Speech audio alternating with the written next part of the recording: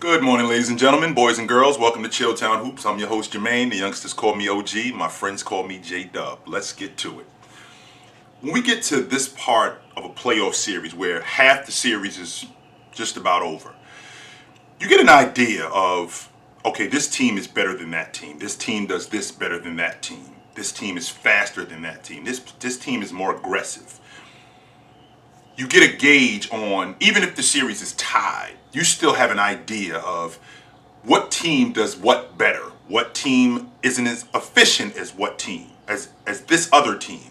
So when I start with the Brooklyn Nets and I start with the Boston Celtics, it's obvious that defensively this Brooklyn team isn't close to this Boston Celtic team. They've done a phenomenal job at handling Kevin Durant and Kyrie Irving. It's almost astonishing. It's something that I didn't have the foggiest idea that would happen. No way did I think that Kevin Durant in game 2, him and Kyrie Irving would go, 1 for 17 in the second half, and Kevin Durant would go 0 for 10. I mean, we're talking about one of the all-time great scorers in NBA history, getting completely shut down in this series.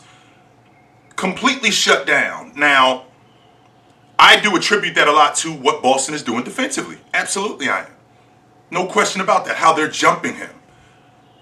How they're keeping the ball away from him. How they're keeping him off balance. And how they're constantly getting hands on him and putting bodies on him. And that wears him down.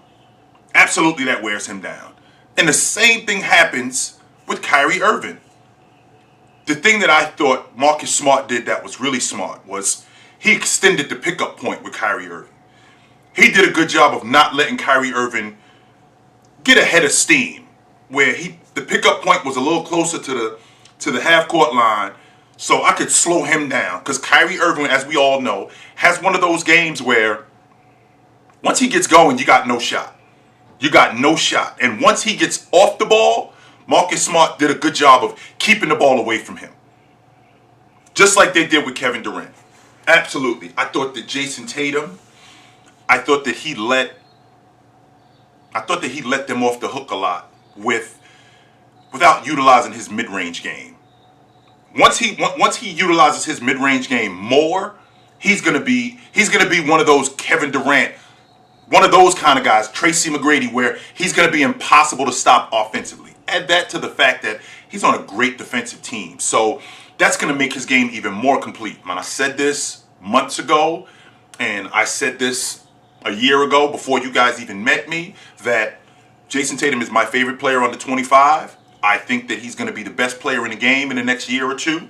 He's going to be in the MVP conversation, like Joker, Giannis, and Embiid. That's going to be Jason Tatum in the next year or two.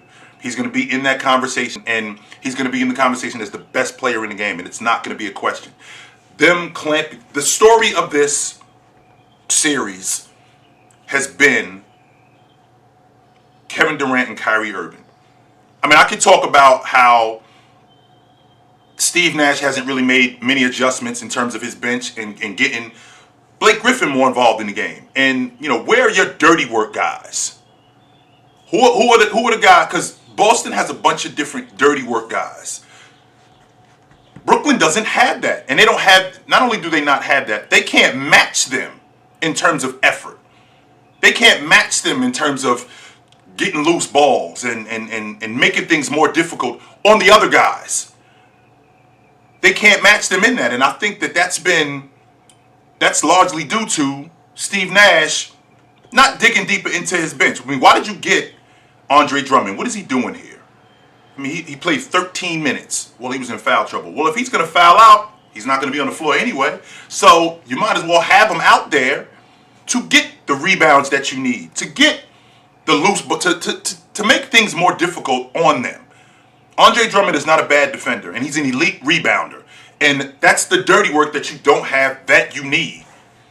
Now, I can appreciate what Boston is doing in putting Claxton in pick and rolls where they get him and Jason Tatum out at the top, which you don't want that with.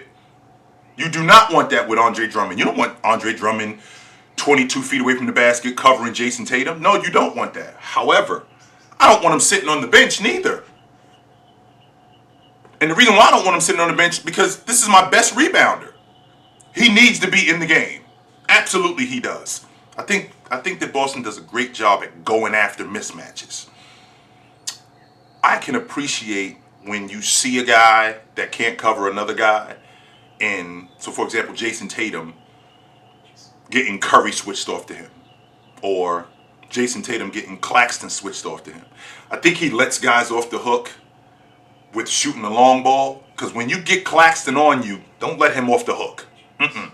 That's the switch that you want. Go after him.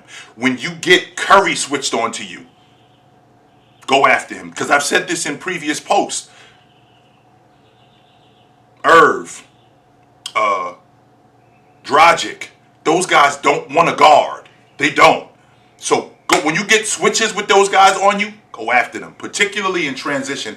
And I thought that Boston did a really good job in doing that. And I thought that they did a really good job just in clamping down when the game slows down. Just clamping down and getting a hold of Kevin Durant and getting a hold of Kyrie Irving and making those other guys do it. You know, for Kyrie Irving and Kevin Durant to go 9 points and 6 points in the second half. I mean, you're doing a really good job on their overall offense. Really good job on their overall offense. On the flip side to that, you know, Kevin Durant to have no points in the third quarter and to go 3 for 6 in the second half, that suggests to me two things. Number one, you're really not being aggressive. And number two, they're doing a good job of taking you out of whatever it is that you want to do. Same thing with Kyrie Irving. You know, they went 5 for 12 in the second half.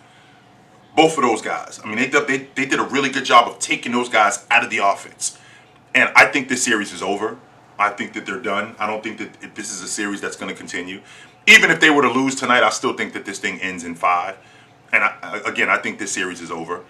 And since we're on the subject of series over, I think that what Milwaukee did with handling Chicago, I mean, beating them by an average margin of 27 on almost 50% in Chicago, that series is over too. Now, when I look at DeMar DeRozan, who I'm a big fan of, DeMar DeRozan is one of those guys who you're not going to switch up his game, even with an elite defender like Drew Holiday. My game is 15 to 18 feet. This is where I play. I play in the mid-range. And you can't stop me from getting to my spots. You can make it difficult on me, but you're not going to be able to stop me from getting to my spots. And I think Drew Holiday just did a good job of keeping him off balance. I think he did a good job of making him make tough shots. I mean, Drew Holiday is an elite perimeter defender. I think he's the best perimeter defender in the game. Even though Marcus Smart did win the Defensive Player of the Year, I think that, and I've been saying this about Drew Holiday since 2018, I think he's the best perimeter defender in the game. And I stand on that. No doubt about that. I think Giannis is so smart at recognizing adjustments. You know, he's getting triple teamed. He's getting double teamed. And Grayson Allen may have the best job in the NBA. All I got to do is make open shots. Make open shots and be solid on defense. Him and Tyler Hero, they might have the best job in the NBA. When Giannis has 2 and 3 guys on him and Grayson Allen, he's not screaming for the ball. He's just, open over here. And he's cracking it. Absolutely cracking it. And he's just done a great job of keeping those guys balanced and trying to keep the defense, not just keep the defense honest, but making the defense scratch their head. Well, what are we supposed to do? We're tripling him and we're going to have to give up something. Well, if we're going to give up shots to Grayson Allen and he's going to knock him down, then we really have no chance because we can't go one-on-one with Giannis. He's going to destroy us. He's destroying us when we got 2 guys on him. So going one-on-one with him, we have no shot whatsoever. I think this series is over. I think they end this series on Tuesday night. I think Tuesday night they play. I think this series ends Tuesday night. And since we're on the subject of a series also being over, I think that Miami-Atlanta series is over. I thought that they did a great job of just staying in front of Trae Young, right? Staying in front of Trae Young and not just going, I believe it's called drop coverage. Not just that, chasing him off screens, right? Chasing him off screens and not, when you get hit on the screen, get back to him as quick as possible. and make other guys do it and challenge him on every shot. Not challenge him on every other shot, challenge him on every shot. So when you challenge him on every shot, the wide open shots look more difficult because I'm so used to getting challenged on every shot by one, even two guys. I mean, they've done a great job with him. A great job with him. 2 of the 3 losses, they got him going 5 for 23. And 3 for 17 on the long ball. And that's largely due to the fact that, one, they're pushing him out further. Well, Trae Young has that range to shoot from that far away. Well, I'll live with him shooting from the logo. Absolutely, I will. I'll live with him shooting off-balance 28-footers. Absolutely, I'll live with that. I think that he can do a better job of getting those other guys involved.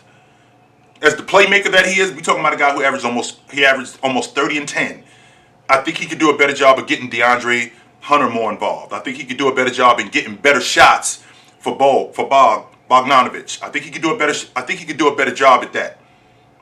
That Miami defense has done a really good job of slowing him down. I look at what Jimmy Butler has done in terms of switching and making Bogdanovic guard.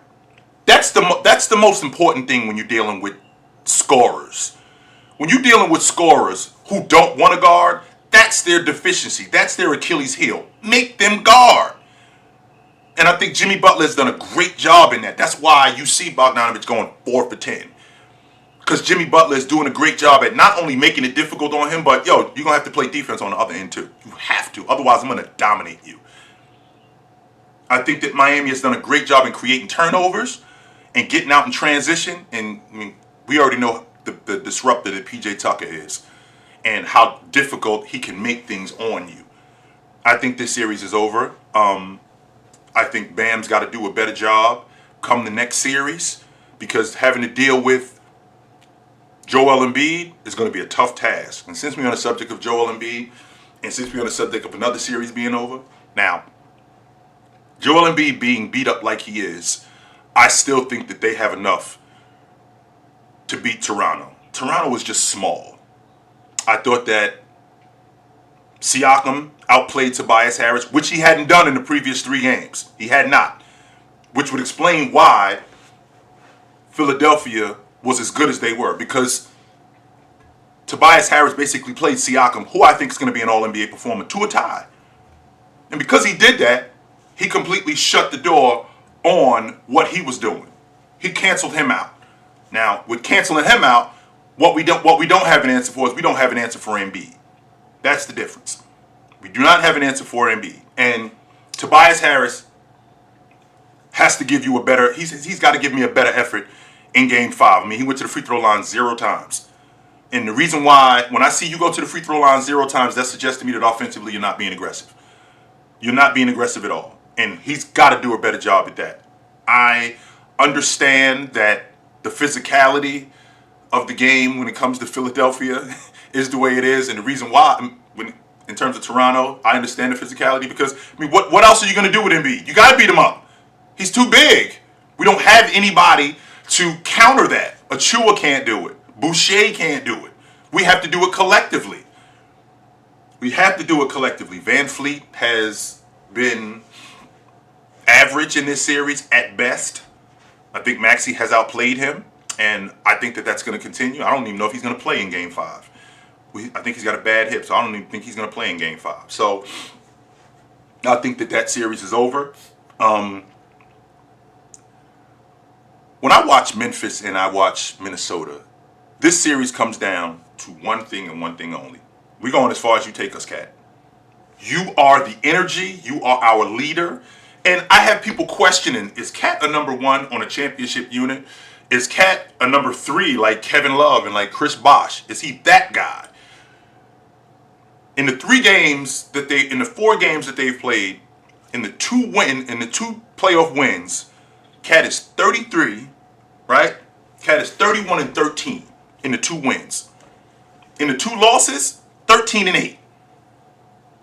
And not only is he 13 and 8, when you come out with the energy that you come out with, they come out with that energy. That energy is matched by your team. When you come out with 33 and 18, they get on your back. This dude is taking us there. Absolutely he is. Desmond Bane has been a sight for sore eyes because Ja hasn't been playing particularly well in this series. Desmond Bane, I mean, we talking about a guy who had 15 threes in the last 2 games. That's pretty incredible. That is pretty incredible for a guy who's not really known for shooting the long ball to have 15 threes. Brandon Clark and Tyus Jones have given them great minutes. They haven't given them good minutes. They have given them great minutes off their bench. And I think that that's going to continue. I mean, Vanderbilt gives them great minutes also off the bench, but I think Clark continues to do what he does. I think that's a great battle. No doubt about that. I had Memphis in 6, and I stand by that. Like I said before, I would not be surprised if this series went 7. I would not be. Absolutely not. I had mentioned about 6 months ago, the conversation came up about Draymond being the best defender of all time. And I had mentioned that he does things where emotionally he's unstable and he'll get himself kicked out of a game or he'll foul out and it'll completely throw off everything that they're doing defensively. He's their anchor. So when you foul out of the game with 5 minutes left in the meat and potatoes of the game, that can't happen, man. That cannot happen. And the reason why that can't happen is because we depend on you particularly, defensively. Absolutely we do. He does things like that which throw a monkey wrench in everything that his crew is doing. They're going to get points. I mean, Steph had 33, 15 in the second half. I'm sorry, 15 in the fourth quarter. They're going to get points. That's not the problem. The problem is when you're on the floor, when you're not on the floor, we suffer defensively. That's the difference in what it is that we're doing. I think that this series is over. It just got extended, right? I think that Wednesday night, I think this series ends. But with that being said, Draymond has to be smarter as a defender. He has to be. Because going forward, when we start to play the better teams, they're going to key on that. And that could very well be our Achilles heel. We saw what Steph did. We know who Steph is. I thought that Denver got a really good lift from their bench. I mean, they got 35 points from their bench. Austin Rivers came in and gave them good minutes. DeMarcus Cousins did a great job of putting pressure on Iggy defensively, putting pressure on Iggy and putting pressure on Draymond and creating foul. I thought he did a great job at that. Right? And I think that will continue. But Draymond has to be smarter. He absolutely has to be smarter in order. That means moving forward. I think that they're going to handle Denver, but he's got to be smarter. No doubt about that. No doubt about that. Man, I hear a lot of people talking about, New Orleans can actually beat these guys. No, I just think that instead of this being a 4-5 game series, this series has now turned into a 6-7 game series. I still think that Phoenix has enough to beat them, but when you take 26 a game out of the lineup, you make things really difficult on us. Because we count on that. We absolutely count on that. I thought they did a great job after the first quarter on Chris Paul and just giving him different looks defensively and getting physical with him. Herb Jones being a bigger guard and getting in his face and keeping him off balance. I thought they did a great job at that and forcing Chris Paul into tough shots.